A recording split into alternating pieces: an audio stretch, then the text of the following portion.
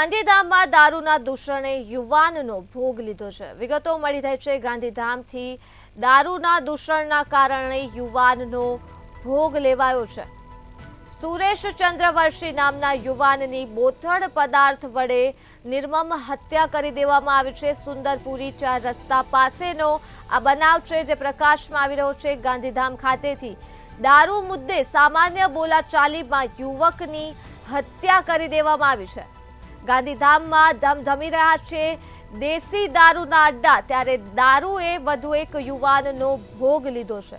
ગાંધીધામમાં દારૂના દૂષણના કારણે યુવાનનો ભોગ લેવાયો છે। સુરેશ ચંદ્રવંશી નામના યુવાનની બોથડ પદાર્થ વડે હત્યા કરી દેવામાં આવી છે। તો સુંદરપુરી 4 રસ્તા પાસેનો આ બનાવ છે જ્યાં યુવાનની બોથડ પદાર્થ વડે હત્યા કરવામાં આવી છે। દારૂ મુદ્દે સામાન્ય બોલાચાલી થઈ હતી અને આ બોલાચાલીમાં યુવકની હત્યા થઈ ગઈ છે।